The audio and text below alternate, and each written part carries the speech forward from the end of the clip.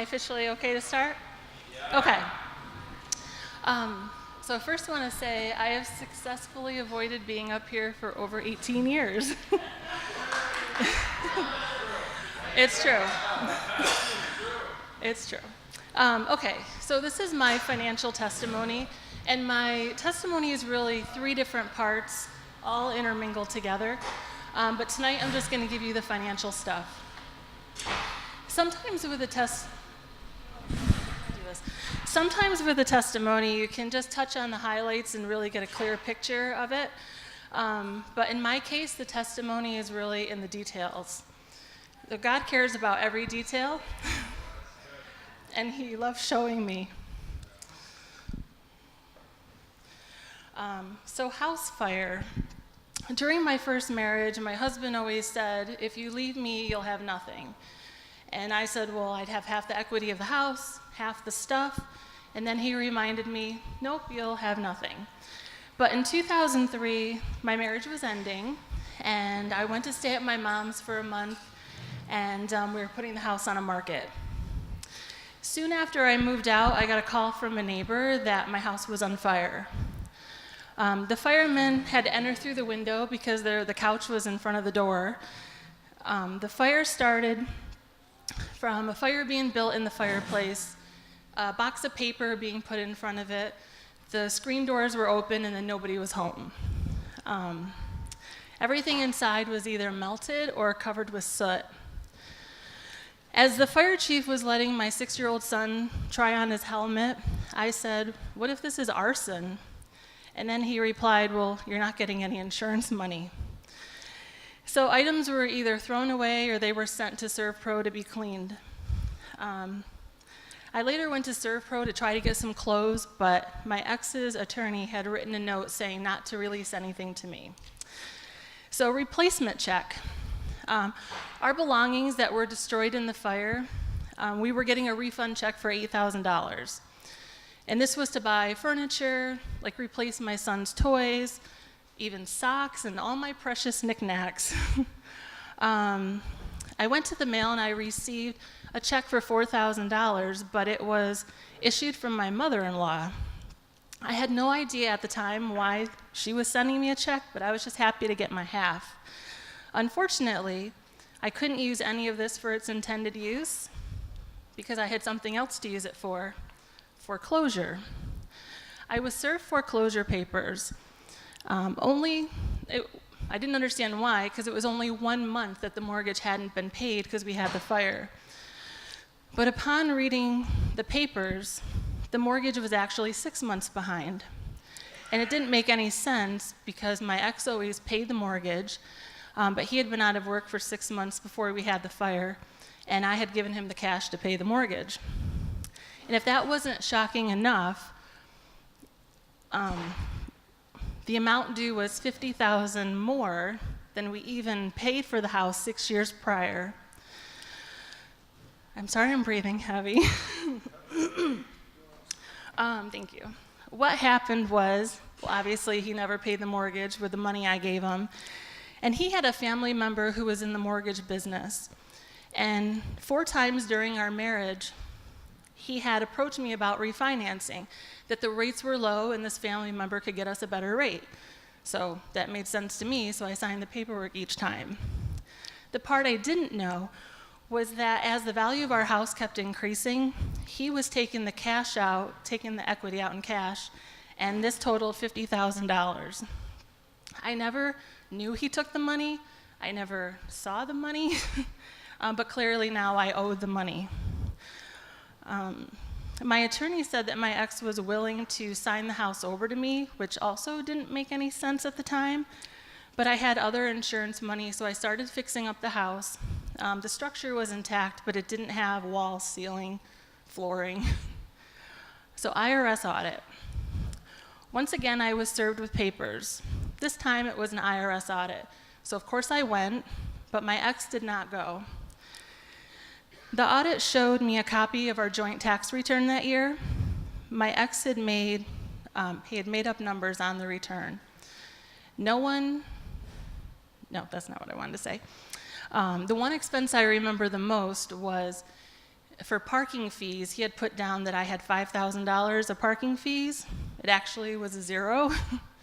But because he always did the taxes and did them electronically, I didn't even have to sign. Not only did he falsify the numbers, but he illegally had a joint refund go to an individual banking account, his. I was able to file an innocent spousal report and was released of all charges. The federal tax lien, the federal tax lien a federal tax lien was filed against my ex, and he ended up having to pay that money back. And the tax lien did show up on my credit report because it was a joint tax return. And this got me thinking, like the whole time during our marriage, we never even had a tax return or tax refund. He had told me we always broke even, but obviously he kept it each time and had it deposited to his account. Home equity line of credit. I was served more papers, and this time it was about a loan for $30,000 at Visions. I remembered that 2 years earlier we had gone to Visions. My ex approached me about getting a home equity line of credit in case we ever wanted to do home improvements. I was on board with that, so I signed the paperwork, but we never used the money. I went to the bank with my letter to get an explanation, and they showed me the application that we had filled out, and then showed me the paperwork where my ex went the next day and withdrew the $30,000. Looking at Pastor Crush just made me emotional. If that wasn't enough, it was a 5-year interest-only loan, and he had been paying on the loan for 2 years. But now, he wasn't paying on it anymore. I had to pay the $300 a month or I would be losing my house. So it was really hard to go to the bank, pay $300 a month, and your mortgage that balance was still $30,000 every time. Bankruptcy court. Keeps getting better. I was served papers again, and I was being notified that my husband at the time was filing for bankruptcy. He was filing for relief from individual and joint debt. I showed up at the pretrial to find out my options, and one was to file bankruptcy myself, 2 was to just accept the $40,000 debt of joint debt, and 3 was to hire an attorney and fight it. So for me personally, I just would never file for bankruptcy, even though it wasn't even my debt. It was the $30,000 from the home equity line of credit, and then another $10,000 joint credit card that I was unaware of, and a bunch of other individual debt I also was unaware of. So I did what any clear-thinking person would do, and I decided to represent myself in a bankruptcy court trial. I had lots of evidence how he switched vehicles so he could be under the limit, how he had forged my name on the insurance check and deposited it into his mom's account so it wouldn't show up as a deposit in his account, et cetera, et cetera. The laws were changing, and in a few months it was going to be much more strict to declare bankruptcy. But at the time, even if you gambled all your money away, you were still able to declare bankruptcy. After the trial, the judge motioned me to come up to the bench, and he said, "You did a good job." But still, my ex was awarded a clean slate, and I was awarded his $40,000 in debt. Attorney fees. Starting in 2003, my attorney was $200 an hour, and over the next 12 years, it totaled $70,000. The majority of this expense was for me defending myself against false accusations in family court. I'm glad to say I've paid that all off. My ex's attorney fees, his attorney was one of his best friends, and because of the amount of litigation that kept coming my way, I thought, there's no way he's paying his friend, and it really seemed unfair. But one day I received a call from the wife of my ex's attorney. They were now getting divorced. She proceeded to tell me that my ex had been coming to their house for years, and the 2 men had been devising a plan. The plan was for my ex to sign the house over to me, let me fix it up, and then file for half of the equity when we went to Supreme Court for equitable distribution. Then my ex was to file for bankruptcy, and without any assets in his name, I would be left with all his debt. Then they were constructing lies of how they could keep filing petitions for me to lose custody.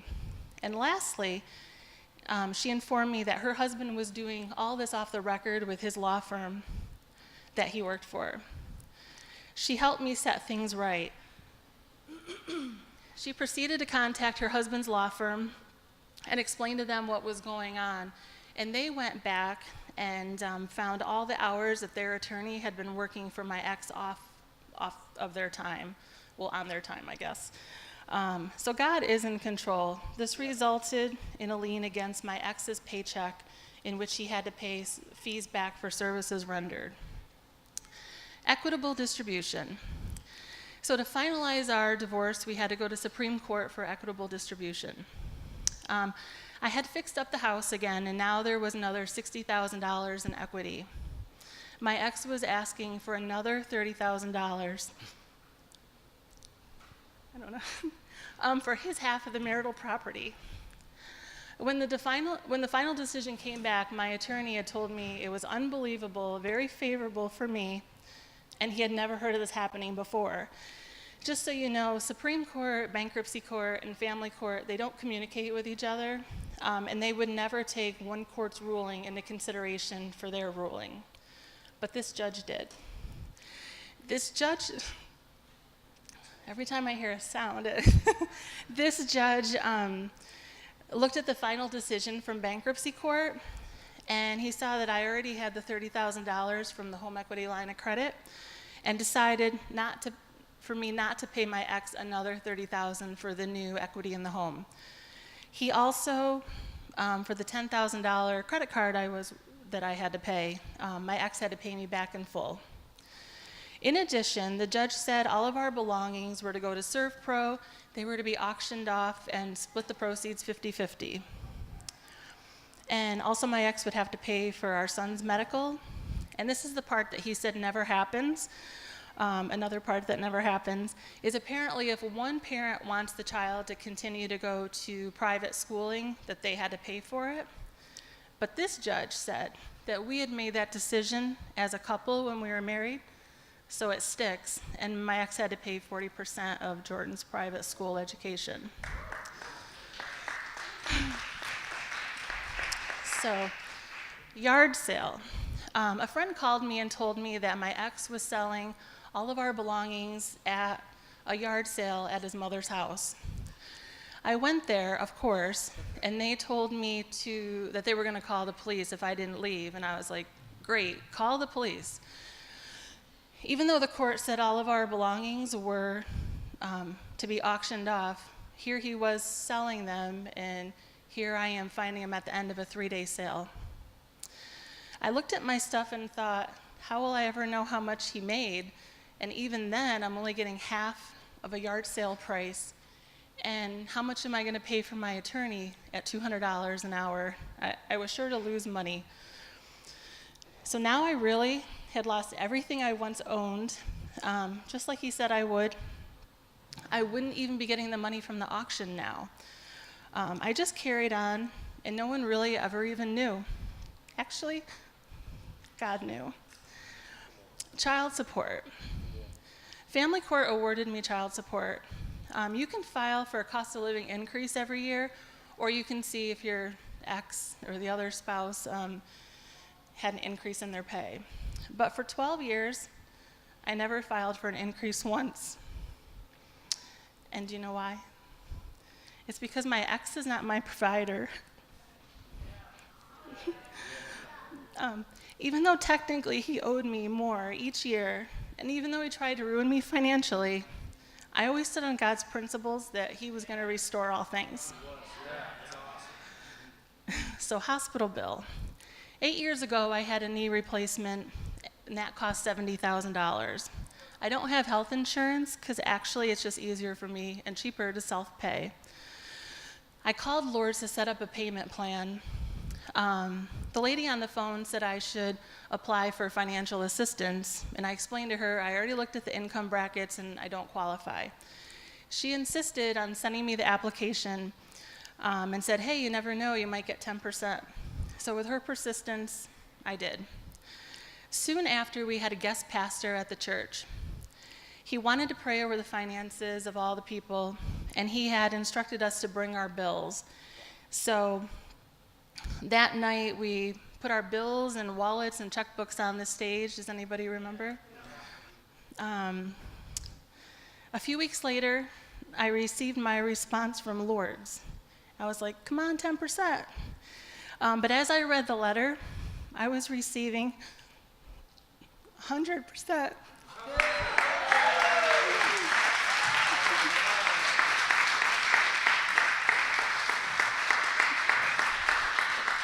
You guys you're taking up my time. And I get an extra 10 seconds. And as I continue to read, Lourdes was giving me free medical for a year. Okay, my job. Ironically, I'm a senior financial services representative. I graduated from Binghamton University with a major in business management and a concentration in finance. I worked 100% on commission, no insurance, no benefits, no paid time off, no steady paycheck. Every Monday I started at zero. At the time, it didn't make sense to have a job with no stability. I've never had any financial help from family, friends, or the government, not even $1. I kept building my business, and God kept blessing me through my job. He knows me, and I wouldn't have accepted the help anyway. But he was my father and knew best that the best way he could add to my finances was for me to feel like I earned it. Single mom. Bree's not here tonight, but she actually gave me the greatest compliment. One time she said, if I didn't know you were a single mom, I wouldn't know you were a single mom. And I did not want that label or the mindset that often comes with it. So here are some of the godly principles that I use to overcome. So 1, I worked really hard, relying only on myself and God's promises. 2, I never worried or complained about finances. 3, I wanted all my actions to be righteous, and I never made decisions based on spite or revenge. 4, the entire time I was being bombarded with more and more debt that wasn't even mine, I continued to give and continued to serve and help others.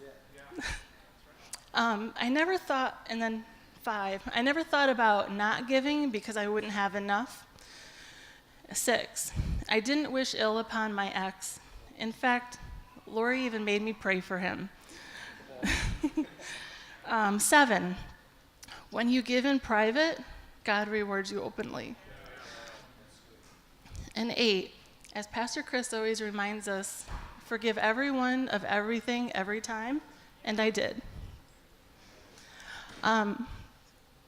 I just always knew that I could not let my circumstances get in the way of my desire to help others. God has given me a great life with Jordan, and somehow we always had money to do things. We didn't lack for anything. And people outside of Christ think it sounds crazy, and I really can't even explain God's math. So just to review, my house was set on fire, IRS audit, federal tax liens, refinancing debt, attorney fees, foreclosure, bankruptcy debt. He even opened my mail when we were separated, applied for credit cards and charged on them.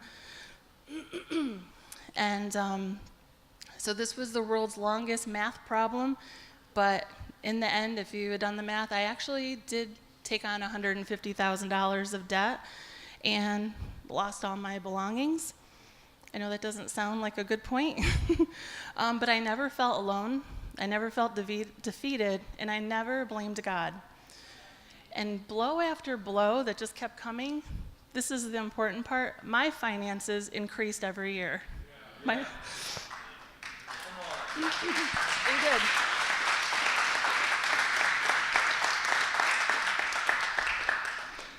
God had it covered.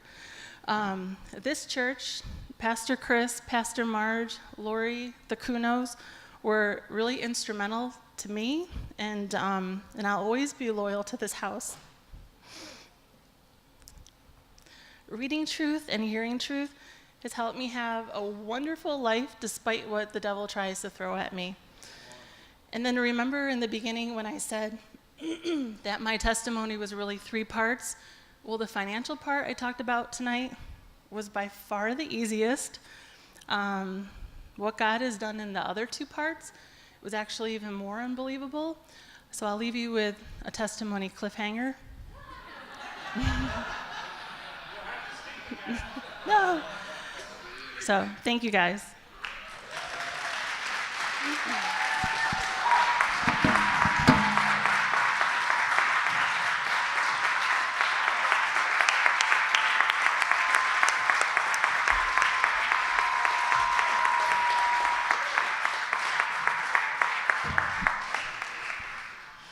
Doesn't it just feel like Joseph? You know, you just heard this story and it was like you're in prison and you think you're getting out and then you're going back. It was like crazy. Jill, that's an awesome testimony. So the theme of this year's men's conference is success strategies, and I think that's the playbook. That's an honorable heart. That really is what that was. I hope you guys heard that. Not willing to give up. I talked in early January about the fruits of the Spirit. She didn't, like the whole time she was going, she didn't sacrifice them. Peace, joy, long suffering. That's an awesome testimony, Jill. Wow, this is a good night. Now we get to hear from the one and only Mr. Mike Sensak.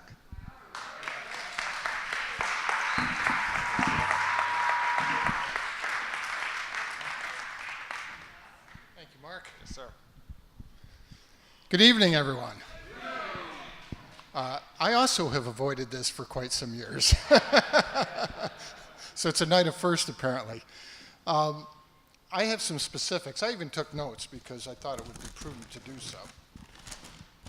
Of course, I didn't bring my reading glasses, but at least I got the notes. I started here at United with Christ in 2001. Showed up one Sunday morning with a severe hangover. I was wearing a suit though, so I look good, but I was not feeling good. And I had recently been divorced. I was heartbroken, hurt, and in quite a bit of pain emotionally. And came to the church. It had been recommended to me. A friend of mine was a friend of Chris's. So I showed up not really knowing what to expect, raised Catholic in a stable home. And so I had,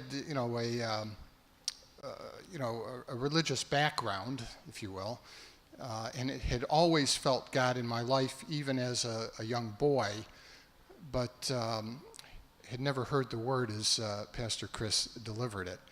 And that very first Sunday, I showed up, and I was pretty sure it was a cult. But I got in. Everybody wanted to say hello, shake my hand, and try and make me feel comfortable, which was just unusual for me in the church world. So I tried to sit in the back, but if you knew the church at Harry L. Drive, there really was no back. I was 25 feet from the pastor no matter where I sat. So I really just wanted to sit there and be miserable, but nobody would let me. So Chris started in on his sermon, and I was blown away. I'd heard things and concepts that I'd never heard before. And I came back the next Sunday, and the next Sunday, and the next Sunday, and then Wednesdays. And several months into it, Kurt Crawford, who at the time was the worship leader, approached me and he said, "Hey, our guitar player's leaving, and I heard you play guitar." I says, "Well, I do. Who'd you hear that from?" Because I hadn't said anything. And he said, "Well, I just heard it through the grapevine." He said, "Would you be interested in coming down and audition with us?" And I said, yeah, I think I would.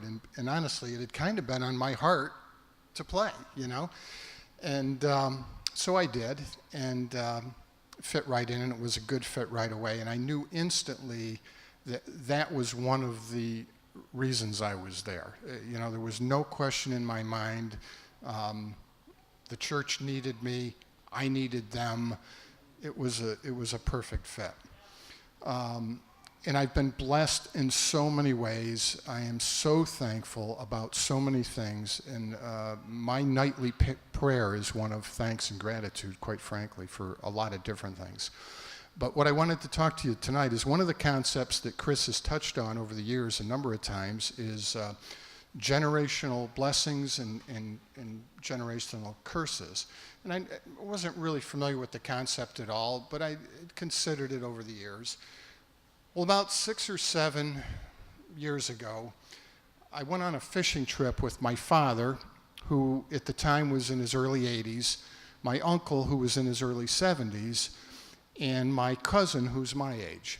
And it was a men's trip. We rented a cottage up north. The 4 of us went up. My father, at that point, was past the point where he wanted to get in a boat and fish, but he definitely wanted to hang out with the boys, which was great. And the first night we were there, my uncle, my cousin, and I slept on the second floor. My father was downstairs. We go up to go to bed. Well, my uncle, 72 probably at the time, I watch him get on his knees in front of his bed to say his prayers. And I was completely blown away, really, at the act of humbleness and contrition. And I just couldn't believe it, really, and it touched me. And my uncle's Catholic. I have a long line of Polish Catholics in my family. So I considered it, and that next night, as we sat around talking, my uncle and my father were talking about things in the family from years ago. And they recounted that my great-grandfather would go to church every day, and he'd walk to church, and then he'd walk to work, and he went every single day. So I stewed on that for a while, and then it occurred to me, my grandfather's sister was a nun, and 2 of her sisters were nuns at one time that had, I don't know how it works, but dropped out. I'm not sure how it works, but where I'm going with this is it dawned on me that I have a long line that came before me of believers. And then it struck me, this is what generational blessing is. These people are that host in heaven that have been praying for my family, for me. My daughter Laura joins the church. How proud as a father, and you guys know, to have my daughter, my son-in-law, and my grandchildren come in the church. I am so blown away by the entire concept, and I know that a lot of this came from way before me and has nothing to do with me, That concept to me led me to the next conclusion, is that if you didn't come from that kind of background, if maybe you had no religious, godly people in your family before you, it can start right now, right? It can start right now with you. You can be the first in line of a long line of believers. It's an amazing concept. I was completely blown away when it kind of just manifested itself to me. And again, when I think about it, I am so blessed. Yes, has there been some rain? Yes, there has. Still standing strong, not defeated, ready to go. I honestly, every night when I go to bed, I thank the Lord. I have a grateful heart.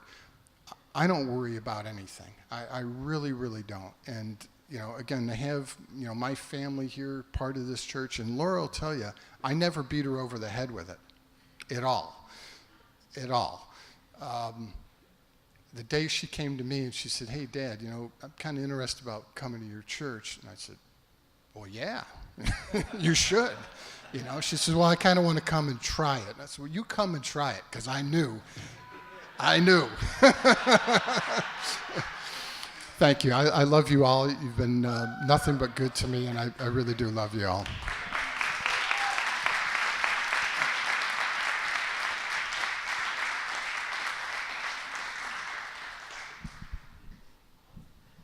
I got my helper. You want to say hi to everybody?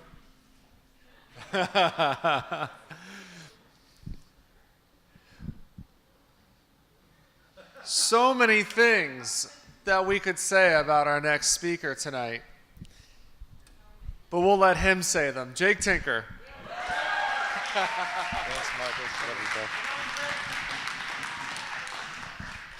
So last week I thought I was going to speak, and I spent a lot of time trying to get ready, and I was like bouncing stuff off with Julia. I'm like, man, I don't know what I'm going to preach about.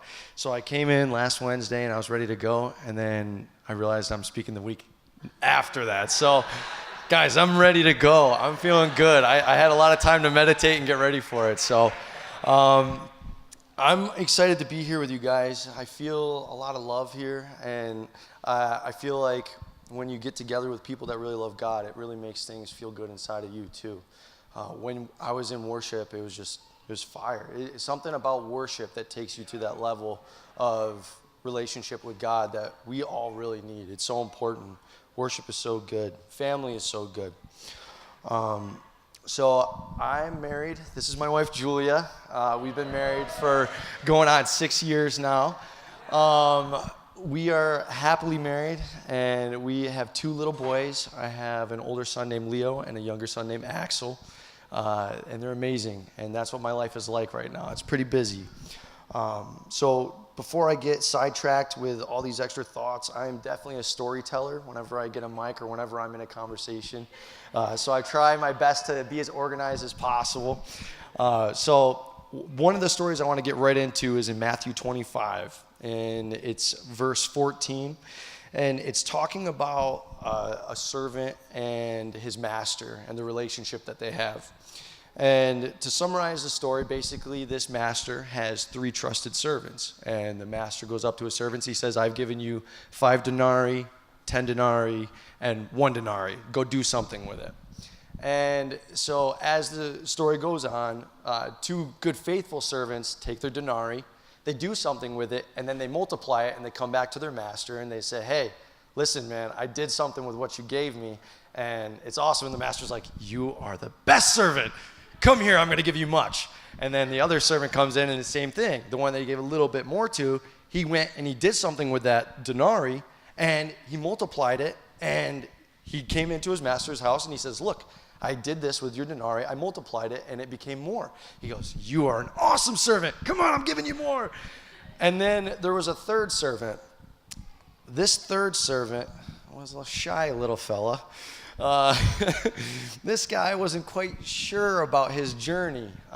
He wasn't quite sure about what to do with his denarii, so the master, giving him something, gave him 1 denarii, because he probably knew he was a shy little guy. He wasn't sure what he was going to do with it, but he saw a vision and plan for him. And so it was no longer the master's doing with what he was going to do with the denarii.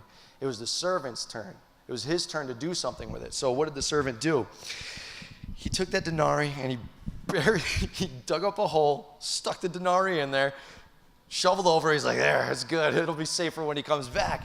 So lo and behold, he goes to his master. He says, listen, man, I knew that you're a guy that goes out and you get your blessings from things that you don't even touch. And he's like, I buried your denarii. It was good to go.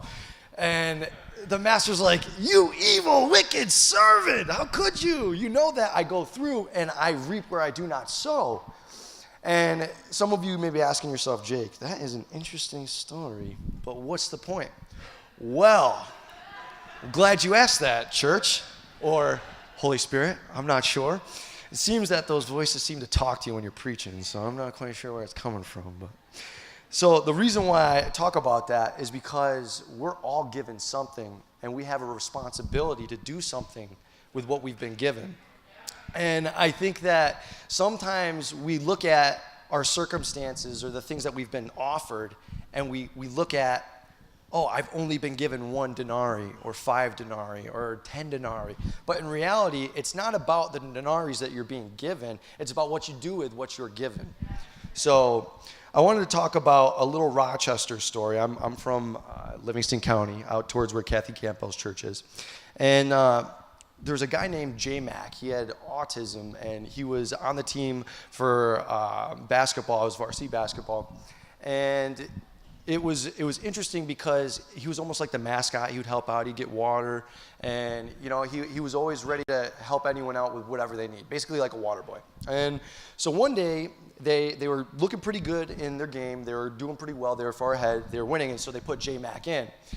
Lo and behold, J Mac goes in, and this guy puts down freaking 8 3-pointers. Sorry. Forgive my language if that offends you. I'm not a cussing worthy kind of guy. So if your mind went there, I didn't go there. So anyways, you guys may be asking yourself, what is the point of that? What do you mean? Well, it's about being ready in your season for when you're being called to do something great with what you're being given. So J-Mac didn't care about his circumstance. That guy must have sat behind his house and just shot hoops all day and all night. To land 8 3-pointers in a game is the most insane thing. And he was a legend in Rochester, right, Dave? He was amazing. And so I use that story because it's important to just be ready. I love it when Pastor Chris comes in and he talks about how nice would it be if when we got together to talk about God or to be in church and to worship and to receive the message, if we all prepped before we got here and we were all just in tune together, ready to go, and never worried about that stuff because we're ready in our season. So a lot about my life has to do with me staying home right now. So I was working, I had a good job, but Julia got a better one, and daycare is $1 bazillion.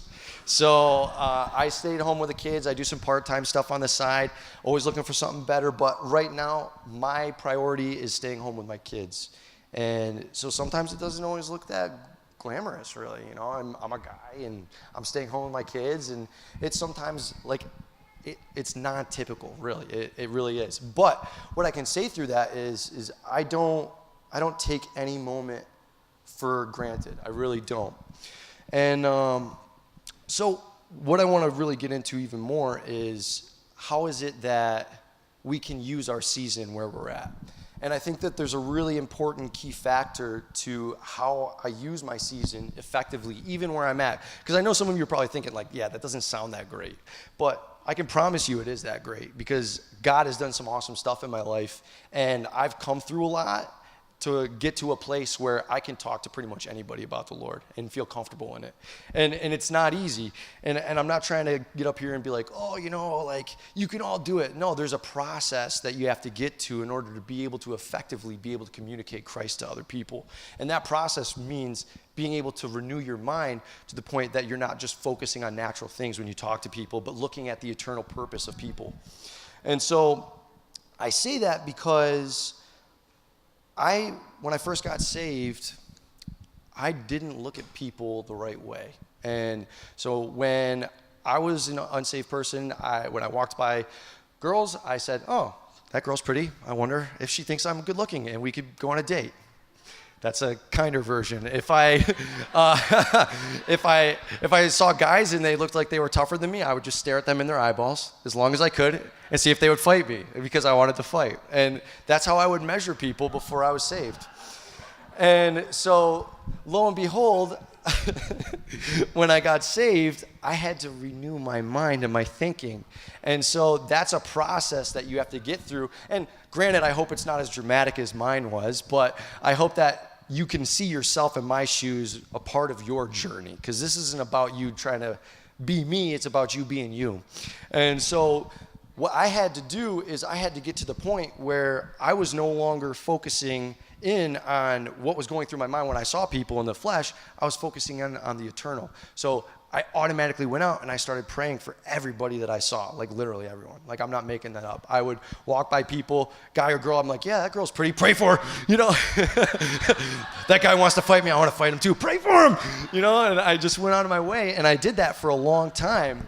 And And it's crazy. It's really crazy. But everyone's got their own weirdness, you know? Everyone's got their own stuff that they're working out in their minds, you know? You don't have to tell me after service either, you know? It's just everyone's got their stuff. And that was mine, just being vulnerable. So moving forward, there's a point to all this, I think. No, I'm just kidding. There is. So the point is that in order to be able to speak the gospel to people, you have to get past the flesh. You have to get past the natural thinking that we all have. Everyone's got it. I can look in this room, I can look at all of you, and I can say, yeah, you got some flesh that you think through in your head, and you know, and it stops you sometimes. But we got to get to that place where it doesn't, where we're at, and that's what I'm getting at. So in Hebrews 11:6, it says, you must have faith to please God. You must have faith to please God, right?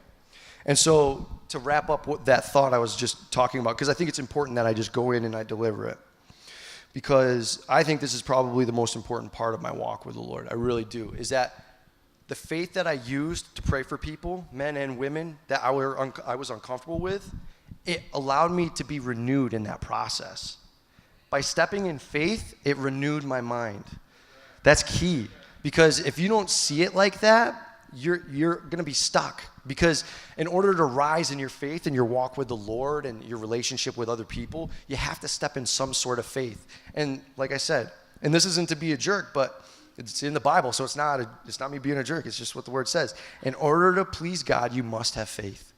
So I used my faith to renew my mind, and so now I can comfortably, in my own skin, without any hesitation, just talk to people about the Lord casually, not get weird, not get red in the face. Like Pastor Chris always says, you know, that's important stuff, is that when you're talking to people, it's authentic and it's real to you, where you're at. Because the people that you guys are going to reach are not going to be the same people I'm going to reach, because, you know, I'm the only stay-at-home dad here, so I win.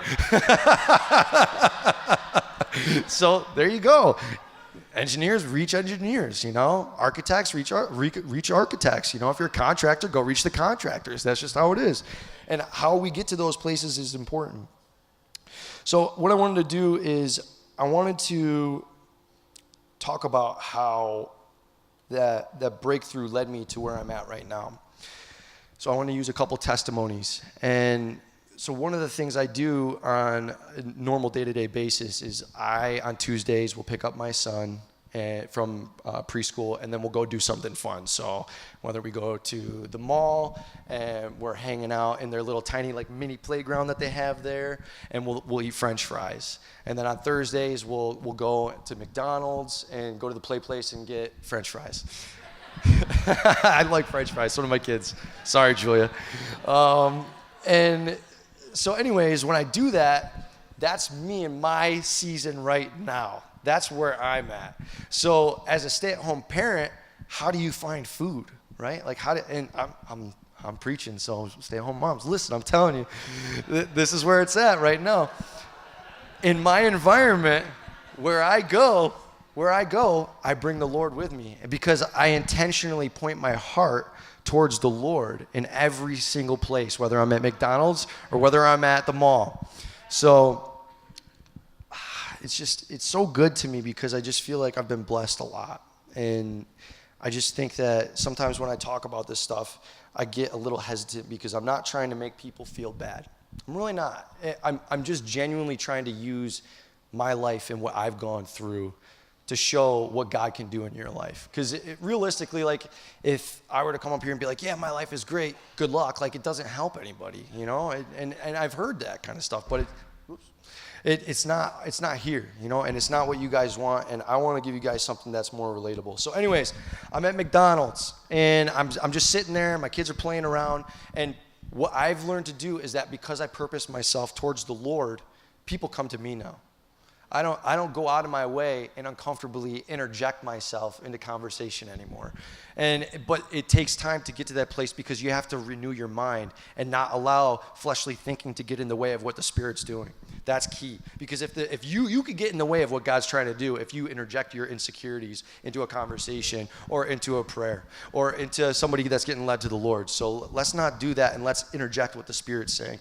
So what I did is I literally do this everywhere I go, and you can ask my wife. I literally just say, Lord, if you want me to do something here, bring somebody to me, because I don't want to make it weird. I want to talk to somebody and make it casual, you know. And so, sure enough, this guy Rich comes up to me, and all of a sudden he starts telling me everything you could possibly imagine about his life, and it was crazy.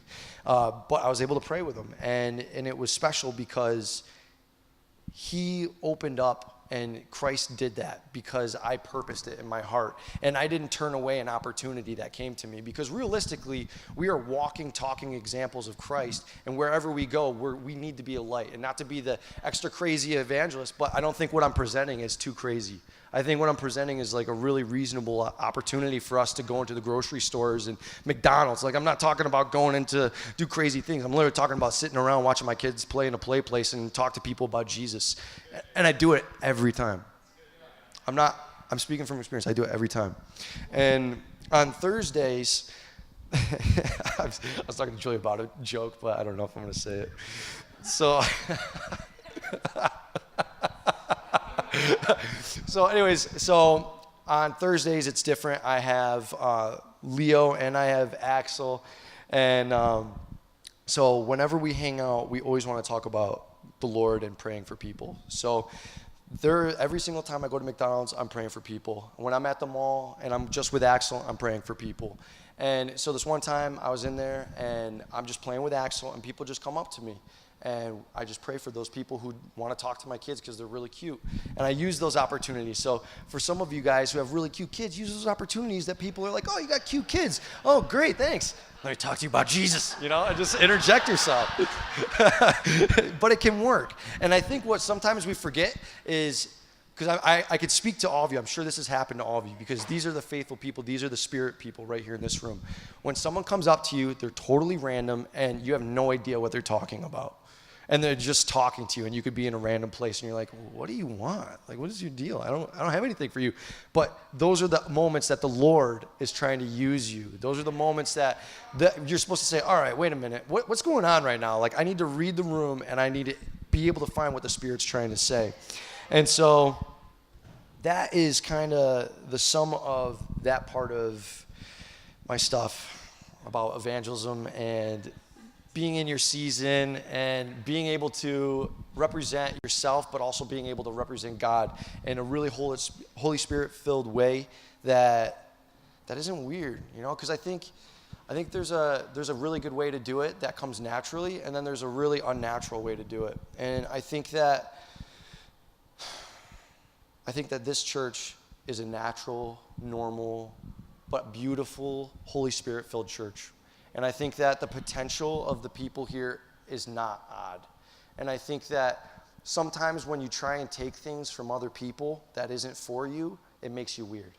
You know, and I think what we need to really focus on is what's good for you guys. What's good for you, you know?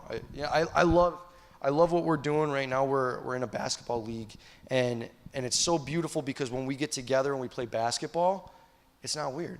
But we're representing Christ where we are. A couple games, it was tough, but we represent Christ. But it's important to see yourself in what season you're in and not use the excuse and go bury your denarii, because whatever you have is meant to be multiplied, and it's not meant to be sat on and just held on to, because the devil wants to use excuses about, oh, you're just this, or you're just that, or you can't do this, you're too old, or you can't do this, you're too young. That's an excuse, and that's what the devil wants you to feel. He wants you to feel like you're inadequate and not willing or able to go through and produce what the Lord has for you. And you know something? Everything that you do in your life is unto the Lord. Whether you're washing your dishes, whether you're watching your kids at McDonald's, whether you're driving somewhere and you put on worship music, it's all unto the Lord. And if you're doing it properly and you're doing it with the Lord in your heart and you have the right proper intentions in your heart, God can use that. I'm not a really complicated person. I'm a pretty simple guy. I like simple things. I like basic stuff. I like coming home and eating dinner and going to bed and enjoying my family. Like, I'm basic. But God is able to use that because I'm on fire for the Lord, and I've moved my natural thinking out of the way so that I can move into spiritual thinking and bless people with that. So I know evangelism, I know talking to people about the Lord is always a touchy subject, but it needs to be talked about. And I think that this house is a house of a new and up-and-coming generation. And I'm not talking about just the baby boomers and the millennials. I'm talking about everybody in here. This is a generational change. This is a generational movement that has a lot of good stuff coming. And I think that we have something special. And if I can speak from my own experience, when I look around the room and I see what's going on with Pastor Chris and the worship team and all this stuff, this is a really great opportunity for us to find our flow. And that's different for everybody. And I don't think that anyone should sit back in their seat and say, well, I don't have my thing. Because if you go home and you like something and you enjoy something, that's your thing. That is. And you should use that thing to glorify God. You know, if you like knitting, knit. If you like shoes, put scriptures on shoes. I don't know. That's for you to decide and figure out. But realistically, I think what we have to do is we have to remember what God has called us to, and remember that there is a blessing for those people who purpose in their heart, no matter where they go, to make a name for Christ, to represent Christ positively, to not make it a weird gospel, but to make it a tangible one. And this is the house for that. So that's what I see.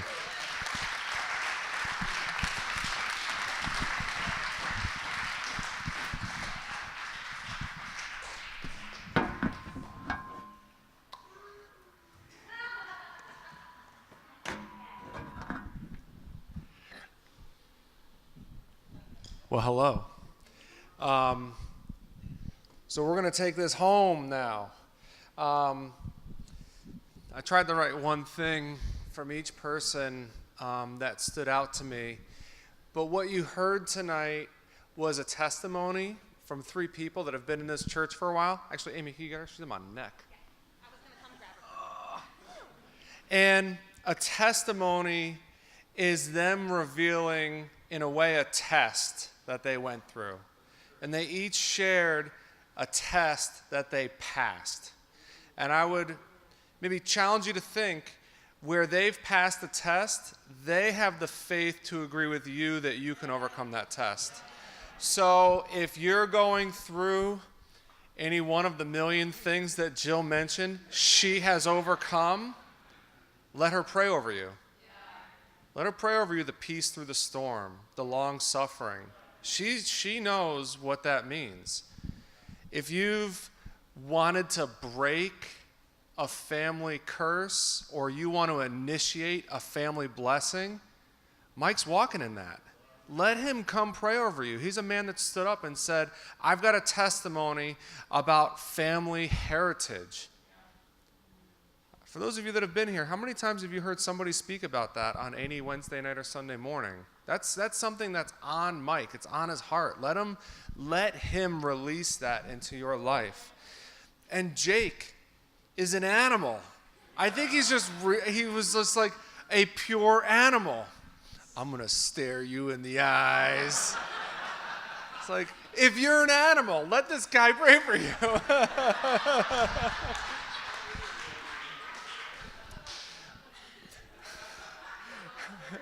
And also, that was awesome. He said, in everything I do, I point my heart to the Lord. That'll solve a lot of your issues. So I had, my mom was cleaning out her house. She found a birthday card my grandma gave to me, like 30 years ago. And it says, Mark, follow the Lord with all your heart, and then do as you please. And I'm like, Jake, that was so cool. Do as you please. The Lord puts things in your heart. If you want to stitch a shoe with scriptures, follow the Lord with all your heart. But what was also cool about what Jake was saying was it was just about genuine obedience. And so he kind of was like making a joke that evangelism sometimes seems like larger than life. When I was in college, it was this, get a podium, stand up. This is like how they evangelized. He made it really simple. God, I'm willing, bring them to me. Let's take the awkwardness out of it. And he says, every time I go out, people come, so I pray for them. You come into my world, you're going to get a little bit of me. That's good. That's really, really good. So he's not striving. He says, Lord, I'm willing to be obedient with what you bring to me. Show it to me. Open my eyes. I'll do it. That's really, really good. So Jake, Mike, Jill, thank you so much. Let's give them a round of applause tonight. These are awesome testimonies. It's like the New Testament of UWC, you know? It's like these faith moments arise. All right, let's stand up. Let's stretch. You guys been sitting down for an hour. You got to wake your legs up again. The sound of the chairs moving. I'll just close us in prayer really quick right now. Father, we just thank you so much for the richness that you've put in this body, Father. We thank you that you can work through us to overcome everything. You can work through us to overcome everything. In fact, your word says you can work all things to the good of those who love you. Father, you are so good to us. And we just thank you tonight for the testimony of these three people and their faithfulness, their endurance, their willingness to leave something behind, to turn one way and to turn towards you, Father. We just thank you and applaud you for what you've done in them and for what you will continue to do through us and through the new people that come through the doors of this house and in our community and through all the ministries and coordinated efforts that we do, Father. Thank you so much. We honor you tonight. In Jesus' name, say amen.